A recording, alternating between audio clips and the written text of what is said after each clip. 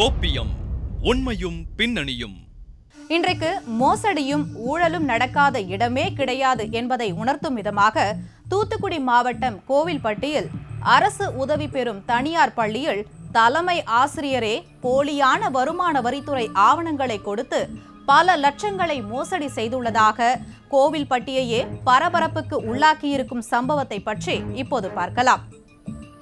தூத்துக்குடி மாவட்டம் கோவில்பட்டியில் அரசு உதவி பெறும் தனியார் பள்ளியில் பணியாற்றி வரும் ஆசிரியர் ஒருவர் வீட்டுக்கடன் வாங்குவதற்காக அங்குள்ள ஒரு வங்கிக்கு சென்று தேவையான ஆவணங்களை கொடுத்துள்ளார்.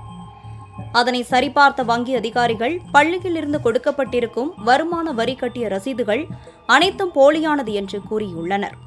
இதனை கேட்டு அதிர்ச்சியடைந்த பள்ளி ஆசிரியர் உடனடியாக இதுகுறித்து பள்ளிக்கு வந்து தலைமை ஆசிரியர் மற்றும் ஆசிரியர்களிடம் விவரத்தை கூறியுள்ளார். பின்னர் அனைத்து ஆசிரியர்களும் அந்த ஆவணத்தை கொண்டு வங்கிக்கு சென்று சரிபார்த்த போதுதான் அது போலி ரசீது என்று வங்கி அதிகாரிகள் கூறியதை கேட்டு அதிர்ச்சியடைந்த ஆசிரியர்கள் உடனடியாக கடந்த 9ஆம் தேதி மாலையில் கோவில்பட்டி மாவட்ட கல்வி அதிகாரி ஜெயபிரகாஷ் ராஜனை சந்தித்து தலைமை ஆசிரியர் ஜான் கணேஷ் கையொப்பமிட்ட வருமான வரி செலுத்தியதற்கான ஆவணங்களை காண்பித்துள்ளனர்.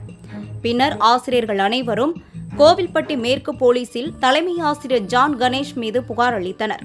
புகாரின் அடிப்படையில் போலீசாரும் விசாரணை நடத்தி வந்த நிலையில் அந்த பள்ளியில் இளநிலை உதவியாளராக பணியாற்றி வந்த தங்கமாரியப்பன் என்பவர் விஷம் குடித்து தற்கொலைக்கு முயன்றார். இது ஆசிரியர்கள் மத்தியில் பெரும் அதிர்ச்சியை ஏற்படுத்தியதோடு போலீசாரின் விசாரணையிலும் சற்று தோய்வை ஏற்படுத்தியது. இதனையடுத்து தங்கமாரியப்பன் கோவில்பட்டி அரசு மருத்துவமனையில் சிகிச்சை பெற்று வீடு திரும்பிய நிலையில் போலீசார் மீண்டும் விசாரணையை தொடர்ந்தனர்.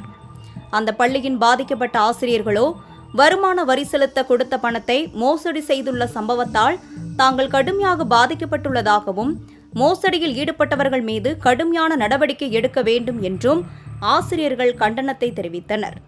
ஆனால் இந்த பிரச்சினை குறித்து தலைமை ஆசிரியரிடம் போலீசார் விசாரித்த போது இதில் தானும் பாதிக்கப்பட்டு இருப்பதாகவும் ஆசிரியர்களுக்கு சம்பளம் போடுவதற்காக கிளர்க் தங்கமாரியப்பன் கொடுத்த வருமான வரி பில்லில் தான் கையெழுத்து மட்டுமே போடப்பட்டதாகவும் கூறும் நிலையில் இப்பிரச்சினை குறித்து பள்ளி நிர்வாகமோ இதில் தனிநபரை முறைகேட்டில் ஈடுபட்டுள்ளார் எனவும் இந்த மோசடிக்கும் பள்ளி நிர்வாகத்திற்கும் எந்தவித சம்பந்தமும் இல்லை என்று கூறியுள்ளார். ஒரு புகார் எழுந்திருக்கு. அந்த புகாருக்கு விளக்கம் சொல்ல வேண்டிய நிலைமையில நான் இருக்கிறேன். அதாவது நம்ம பள்ளியில வருமான வரி பிடித்தத்தை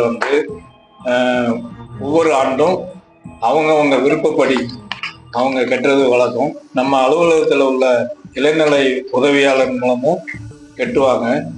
அப்படி கட்டினும் போது ஒருத்தர் லோனுக்கு பேங்க் அப்ளை பண்ணும்போது அந்த பணம் கட்டப்படவில்லை அப்படிங்கிற தகவல் வருது. உடனே மற்ற ஆசிரியர்களுக்கு இது பண்ணும்போது அது கட்டலை அப்படின்னு சொல்றாங்க. ஆனா சரல் கட்டினதுக்கான அக்னாலஜ்மெண்ட் போலியா ஃபேக்கா அவர் அந்த கிளர்க்கு ஏற்பாடு பண்ணி கொடுத்துருக்காரு எல்லாருக்கும். அதனால எல்லாரும் கெட்டியாச்சு அப்படிங்கிற நம்பிக்கையில நாங்க இருந்துட்டோம். இதுல நானும் பாதிக்கப்பட்டிருக்கேன். எனக்குமே ஒரு 3 ஆண்டுகளாக அந்த பணம் கட்டப்படவில்லை. பணத்தை ரொக்கமா கொடுக்கறது கிடையாது, எல்லாமே செக்கா தான் கொடுக்குறாங்க. எனவே அது ஏன்ட்ட வராம நேரடியா அந்த இளநிலை உதவியாளர்கிட்ட தான் கொடுத்து அதை கட்ட சொல்றாங்க. இளநிலை உதவியாளர் திரு தங்கமாரியப்பன் தான் இதுக்கு பொறுப்பு. அவருடைய குறைபாடு காரணமாக இந்த இது நடந்திருக்கே தவிர இதற்கு தலைமை ஆசிரியருக்கும் பள்ளி நிர்வாகத்துக்கும் எந்த விதமான சம்பந்தமும் கிடையாது என்பதை தெரிவித்துக் கொள்கிறேன். அதே போல இது மாதிரி ஒரு தீர்வு கண்டுபிடிக்கிறதுக்கு ஒரு கூட்டத்தை ஏற்பாடு பண்ணோம். அவங்க அதுல ஒன்றும் புகார் சொல்லலை. நிர்வாகத்துக்கு முன்னால எதுவுமே புகார் சொல்லலை. அவங்களா போய் ஒரு 4-5 பேர் போய் அந்த புகாரை கொடுத்துருக்காங்க. அதனால இது முற்றிலும் உண்மைக்கு புறம்பான செய்தி. ஆமா, நேற்று நானும் மேற்கு காவல் நிலையத்துல இதற்கான அந்த தங்கமாரியப்பன் என்ற இளநிலை உதவியாளர்கள்ட்ட கம்ப்ளைண்ட் கொடுத்துருக்கோம். குற்றத்தை பதிவு செஞ்சிருக்கோம். அதுக்கான எவிடன்ஸை நாங்கள் உங்க முன்னாலேயும் காட்டுறோம். நீங்களும் பார்த்து இதற்குரிய தீர்வை எடுக்கும்படி கேட்டுக்கொள்கிறேன். பாதிக்கப்பட்டதுல நானும் ஒருத்தர் இருக்கிறேன். ஏன்னா நான் கெட்ட சொல்லி கொடுத்துருந்தேன். எனக்குமே 3 வருஷத்துக்கு அவர் கெட்டல, கட்டாம ஒரு ஃபேக்கான ஒரு அக்னாலஜ்மெண்ட்டை கொடுத்துட்டாரு. அதனால பேங்க்ல போய் கேட்டோம்னு சொன்னா அந்த ஐடி பொய்யான ஐடி அப்படின்னு அந்த ரசீது வந்து பொய்யான ரசீதுன்னு பேங்க்ல ஸ்டேட் பேங்க்லயும் சொன்னாங்க. அந்த அடிப்படையில தான் இன்னைக்கு வந்து இருக்குமே தவிர தலைமை ஆசிரியர் வந்து எந்த விதமான பண இதுக்கோ எதுக்குமோ அவர் வந்து பொறுப்பில்லை என்பதை தெரிவித்துக் கொள்கிறேன். பள்ளி கல்லூரிகளில் இருந்து தான் நாளைய பலமான நாட்டை உருவாக்கக்கூடிய இளம் தலைமுறையினர் உருவாக்கப்படுகின்றனர் என்பதையே மறந்து வரும் இன்றைய பள்ளி கல்லூரிகள் கல்வியை வெறும் வியாபாரமாக மட்டுமே பார்ப்பதால் தான் இதுபோன்று பள்ளிகளிலேயே மோசடி சம்பவங்கள் அரங்கேற்றப்படுகின்றன.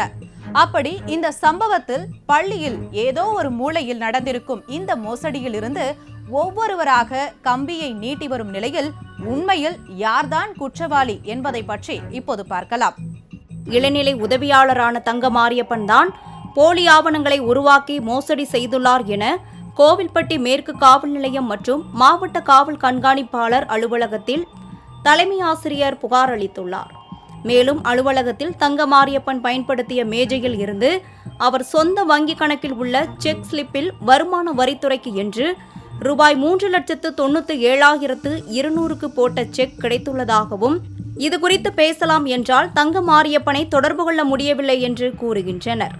7ஆம் தேதி என்கிட்ட அரை நாள் விடுமுறை சொல்லிட்டு போனவர் 8ஆம் தேதியிலிருந்து எந்த தகவலும் தெரிவிக்கிறார். 8, 9, 10 ஆயிடுச்சு.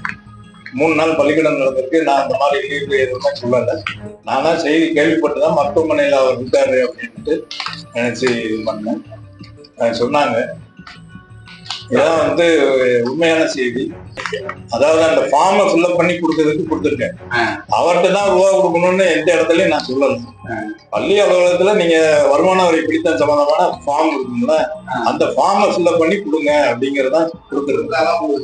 அது கொடுத்தா தான் நமக்கு வந்து டிவைஸ்ல ஒப்படைக்கணும்ல, அதுக்காக மேற்கு காவல் நிலையத்திலையும் கொடுத்துருக்கோம், எஸ்பி ஆபீஸ்லயும் கொடுத்துருக்கோம்.